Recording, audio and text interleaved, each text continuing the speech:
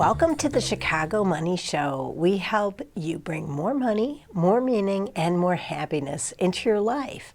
I'm your host, Bridget Sullivan Mermel. I own a family financial planning practice in Chicago. Shari Greco Reiches has a wealth management firm, a book, and a podcast all about maximizing your return on life. She's got a lot to say about finding the balance between money, meaning, and happiness, and she'll help us figure it out too. Welcome, Shari. Thank you for having me. And I really look forward to talking about my book. And really, what I've brought to the forefront for my clients is really the values discussion. Oh, great. Because that's really the roadmap of success. Why don't you give us a short intro on your background? Sure. I grew up in a family business. My dad was in the banking business, and I grew up through the banks. And I guess my first word was points and interest rates. So I've always loved the business. And fast forward, I ran private banking for U.S. Bank. I worked for a large money management firm. But I decided in 2005 with a partner to start Rappaport Reiches Capital Management with one focus, and that was to maximize the return of our clients' lives. That's awesome. So you suggest that people think about their early memories of money. Why don't you tell me more? Yes, I've been a saver my whole life. And really, when I think back, my biological father passed away when I was 8. My mom was very young. I remember her working evenings, and we really had a budget to make ends meet in the family. And I think that was my first early memory of money, was budgeting and saving. Fast forward, my mom remarried, and she married a banker who was also very driven to save. And when I was young, he offered that for every dollar I would make, he would match it. So when I was 16, I got 3 jobs. I don't think he understood what the deal was going to be, but took that money. I saved it. We had the community banks. I invested some of the money in the bank stock. Over time, that grew, and we sold the bank in 95. I used some of that money for down payment on my first home. So that really taught me the power of saving and long-term investing. But I work with clients all the time, and I urge the viewers to really think about your early memories of money. How were your parents? Were they savers? Were they spenders? Did your parents fight about money? Did you worry about money even as a child? And sometimes when you reflect upon your early memories of money, there's this aha moment. There's, oh, maybe that's why I handle money this way. So I really would urge you to think back, and how did it feel when you had your first job? What was things in your life that made you nervous about money? And are you carrying those feelings today? Yeah, and if you have I know, a significant other, you should talk with them about it. Right. Yeah, I know for me, it was like I didn't want to worry about it. And because it seems like it was a concern in our house, and that shaped how I feel about it. Like I don't want to worry about it, but that's fine. That can be a goal. That's fine. You know, that's one of my goals. That's great. Okay, can you And for you, it's a positive feeling, something that's good. But often, sometimes they're negative feelings about money. And it carries around with people, and it gives them a burden. So for you, it was positive, but it can also have a negative effect. So that's why I really like people to dig deep. Yeah, that's really interesting. Well, it's shaped, like, okay, that means I need to make a certain amount. I need to, like, not spend too much and have some guardrails, but not over-focus on it. That's what I really like the most. But there's different approaches, too. Okay, can you walk me through your life's grocery list? Sure. I started thinking about this. I went through a seminar about 5 years ago. It was a Woman in Wealth seminar. And we started, the session was all about values. And I kind of thought to myself, I've been there, done it. I'm not going to learn anything. They wanted us to leave our cell phones at the door. But fast forward, it was about an hour and a half session. We went through this whole values list that's actually in my book, and I would encourage everyone to dig deep about their values. But at the end of the session, I came up with this list of 5 values, And I realized some of the things I were doing was basically because of my values. I was working very hard on a campaign at my synagogue. I valued community. I valued spirituality. I was really spending a lot of time with my kids. I value family. So really, these values are your roadmap for life. And I started thinking of an analogy. How many times have we gone to the grocery store without a list? What happens? You get wasabi chips, you get the candy bar at the aisle, you come home with tons of ice cream, you forgot the ketchup and the eggs that you went there to get. So without that list, sometimes there's anxiety, you're wandering through the aisles.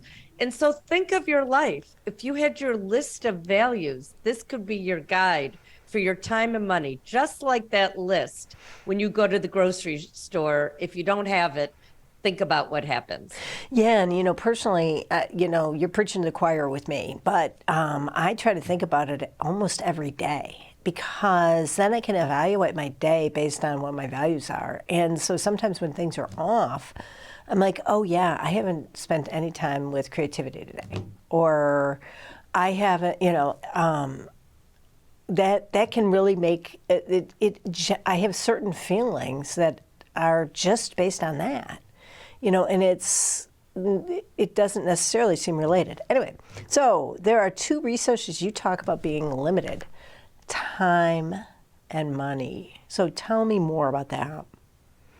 So let's start with time, and it's kind of a funny story. And I had this epiphany. So it's a sad story, but funny story, but it all works out. My daughter was skiing and she tore her ACL and she came home for surgery, and she wanted the surgeon said, a week, you'll be back. You can go back to college. Well, the week came by and she actually needed some assistance. So last minute, I looked at my calendar and went to cancel a bunch of the meetings I had because I was going to help my daughter go back to college. Well, I looked at that week and I had so many meetings and I'm like, it's just that week. And then I looked at the next week and it was busy. And these are nonprofit meetings, social engagements, birthday parties, work. And I went for 3 or 4 weeks and it was the same. And I realized, just as we budget our money, my time was overdrawn. I had felt a little stress.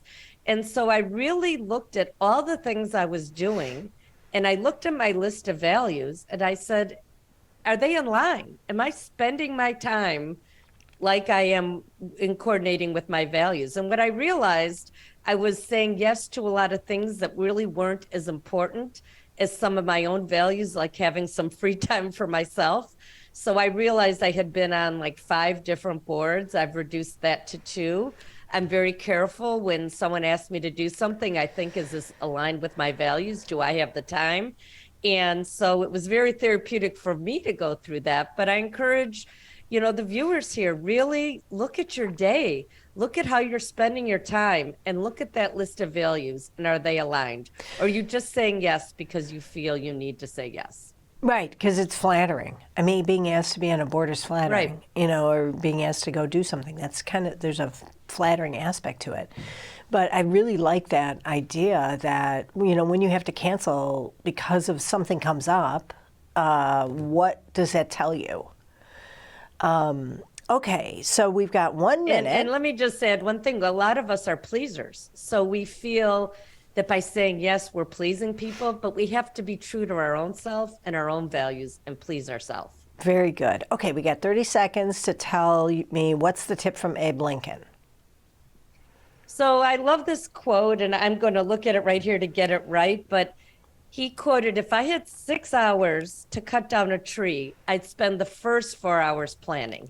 Very good. And I know sometimes we don't love to plan, but to plan and then execute often saves a lot of time and a lot of stress down the road. Great. Okay, so we're going to take a break, and we're here with Shari Greco Reiches. We'll be back shortly to talk through maximizing your return on life. They may say they don't know what accessibility looks like, and they probably don't. But the problem with that is that if they consulted with us more regularly, they would have that information. We strongly believe in the capacity of blind people. we're not an organization speaking for the blind, we are the blind speaking for ourselves. Yes. We're back with Shari Greco Reiches. And Shari, I want to go back to the quote with Abe Lincoln and talk more about planning. So you were saying how Abe said, if you got 6 hours to cut down a tree, spend 4 planning and sharpening the axe. Tell me more about like different ways of planning. Does that make sense? Because so for instance, one of the things I think of is planning is like asking for help. Like wouldn't think of that as part of that planning, but like even how do I do this? What are your thoughts? Right, and it's even when you start a budget, instead of just spending and filling the budget in later, it'd be better to really take the time, perhaps work with an advisor, an independent person, and figure out what your net pay is and what your rent is. And I kind of call it, what does it cost to turn on the lights? And that's your non-negotiables. You're going to have to pay that. And then there's discretionary spending. And my dad used to always say, you can have anything you want, not everything. So pick what's more important. So to plan a budget ahead of time and then spend is much better to spend and realize you've spent more than the money in your bank account. Yeah, I like that saying with kids particularly. Like you can have anything you want, but not everything. Like my kids are so sick of me saying that. I started that when they were young. And, I always said you could have anything you want, not everything. Yeah. And we went on vacation. I used to give them a set sum of money, maybe $20, $25. One daughter spent it all in the airport, and the other one came home with $24.90. So you could kind of see the personalities. Yeah. But instead of them bothering me all the time, it was up to them, and it's there's a story going back again, my dad that adopted me was my mentor, and I call it Boots and Bruce. And when I was 16, I had made some money, and Bruce Springsteen was coming to town, and I wanted fry boots. And I only had enough money for one. And I thought if I asked my dad, which one should I take? He'd say, I'll buy you the boots. You go to Bruce Springsteen. But instead, he said, here's a life lesson. You can have anything you want. Pick what's most important. So I actually picked Bruce Springsteen, never regretted it. And he's actually coming back to Chicago, and I'm going to see him again. Oh, fun. But I may be at the point I can get the fry boots too. So you can have anything you want, not everything. Yeah. And I hope people will take that to heart because it's a very important lesson. Very good. So can you tell me about how, one of the things that we talk about as financial planners is leaving a legacy. So tell me more about how you approach that with clients. A lot of it starts with the values discussion, and I talk to clients a lot, and when they do their estate planning and their wills, a lot of the discussion is the money and the jewelry and the artwork. But there's another thing to really discuss is how do you pass on your values to the next generation? Because that's really your legacy, is these values. So I have a couple ways of doing that. I wrote a blog, and it was, in addition to passing the turkey, pass your values. So I encourage my readers at the time that over Thanksgiving dinner, when the family is together, maybe have a values discussion. Maybe grandma and grandpa or mom and dad could talk about what's important to them, what's influenced their life. What are some mistakes that they made that they overcame? Because, often the kids think their parents never made a mistake, only them. So passing on the values is really important. And often a lot of people might want to leave money to a charity or things like that as part of their estate plan. But I think it's important not only to have a will, but maybe a letter of intent. You could write a letter to your kids or grandkids, things that are important, lessons you'd like them to learn. Those are just as important as the monetary gifts that you're passing on to the next generation.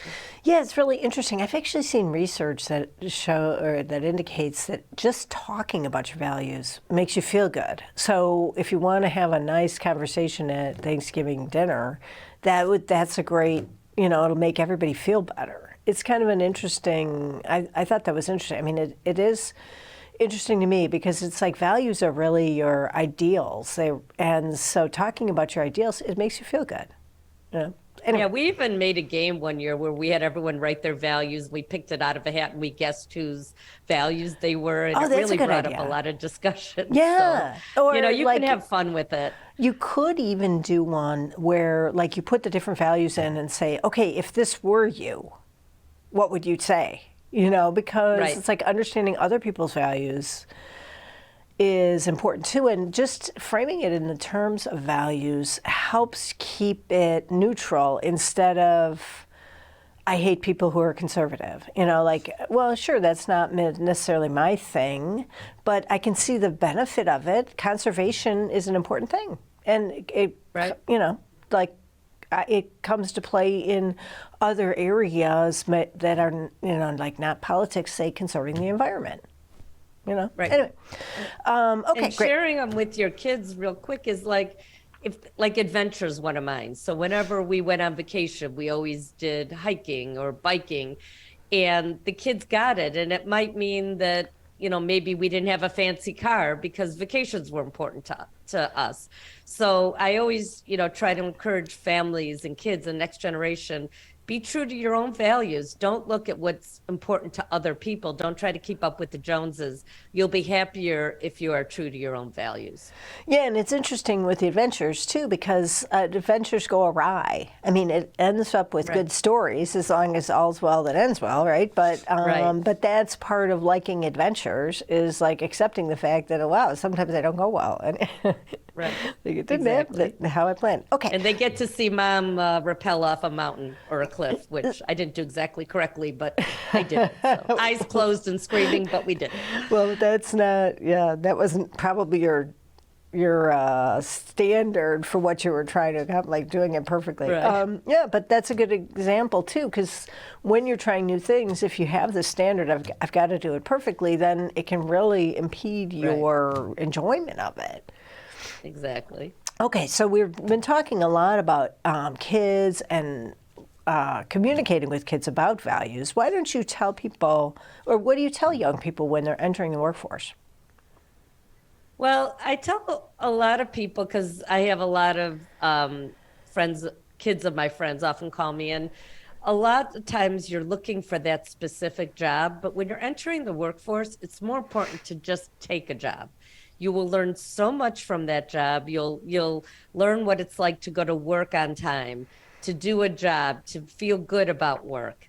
So that's really the first thing. The second is if you're going to be on your own, you need to have a budget. And I use this 40-30-20 kind of way of budgeting where 40% of your net paycheck should go towards your rent, your insurance, your food, medications, things that you need. 30% can be kind of your discretionary. So if you want to take a trip or you want to buy clothes, and 20% is saving some money for a rainy day, maybe paying off if you have any kind of car loans or student loans, or maybe starting to invest. But if you find that your housing cost is more than 40%, because for example, in Chicago, sometimes our rents are pretty high. Well, then you might have to reduce your discretionary spending. It all has to add to 100. So I try to have the young adults kind of think of that when they're starting to spend money. I also think that you need to be on time when you go to work. Make sure you're on time. And you need to keep your credit very strong. So you don't want to miss payments. Set up automatic payment for your electricity, any loans that you have, any payments you have, because that credit needs to be strong and needs to be good. And if you don't know if your credit is good, there's a lot of resources. You can check annual credit once a year and find out your credit. Another thing that's really important is if you're over 18, make sure you have a health care power of attorney. You can get that online. You can Google Illinois healthcare power of attorney, but that way you'll have the person who you want to make medical decisions, as well as life-saving and other decisions. God forbid something should happen to you. So those are some of the big tips. But the last one I always tell all the young adults is invest in yourself. So make sure that you take the time to breathe, take some time to yourself, go for a walk, get a little exercise, because if you're not feeling good, you're not going to do well at work. So make sure you invest in yourself. Yeah, it's interesting. Okay, so there's a couple points that I want to break out in that. First is the healthcare power of attorney, which is so interesting because a lot of times, if kids are going to college, they need to communicate with their parents and their school about who is the second in command in case there's something happens to them. Because Right. sometimes it's not clear to everybody exactly how that's going to go. I mean, and some people would want their parents to be in on everything, and then some people would not want their parents to be in on everything. And so it seems like that's something that it makes sense to address. We haven't talked about this on the show before, but it makes sense to address that. Yeah, when your kids turn 18, happy birthday, and here's a healthcare power of attorney. Yeah. So you need to get that done, and that's something we constantly remember. I actually had a situation. I told you my daughter tore her ACL. She went to the hospital. She got in the car. She said, "I need surgery." I said, "I'd like more information. Here's my doctor's name." I called the doctor. They said, "We need the healthcare power or your daughter on the phone." Right. Luckily, she was able to get on the phone, but if she wasn't able to, I might not, she lived in Denver. I might not been able to get that information. So Right, exactly. make sure you have that healthcare power of attorney. Yeah, that's a great example. It's like you want to be able to, but like not everybody is able to speak up when they've got a medical problem, or you might be in Right. two different locations.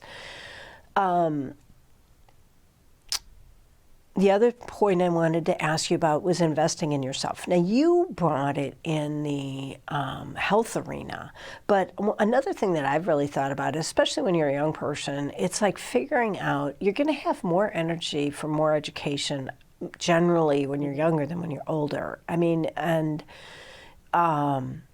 like you have more oomph. I got to say, I mean, I think that you have more capacity to put in the hours and to crank through stuff when you're younger than when you're older. And so you might as well use that to, if you're interested in getting another degree or more education, you do it, you can shape your brain for yourself when you're younger.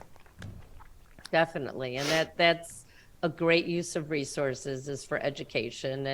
And it may not even be a full education. Maybe you get a subscription to the Wall Street Journal and you read that, or an industry publication. But I agree with you wholeheartedly. You should always continue to learn. We continue to learn. I mean, we never stop. I mean, that's what makes life so exciting, is always learning new things. Yeah, and it's interesting too because I think these days particularly people are there's less worry about saying, I'm going to try to get my emotional life in order. I'm going to go get some coaching or therapy. And the thing that I think people don't realize is that there's a multiple effect. Just like you compound interest, the things that you do when you're in your 20s compound over your life. So if you figure that stuff out when you're in your 20s, it can make your whole life happier. It pays dividends for the rest of your life. And even if you can save a little bit, if your employer has a 401k, or you can put $50 away, it all adds up, especially when you're young. Yeah. And another big vehicle that I often encourage young adults is a Roth IRA, because you can put up to $6,500 on what your W-2 is. And that is a tax-free retirement vehicle that will grow tax-free the rest of your life. And to do it when you're young, you have the power of compounding, and a Roth IRA is a fabulous way to start investing for a young adult. Absolutely. Okay. So what would you say is the key to financial happiness?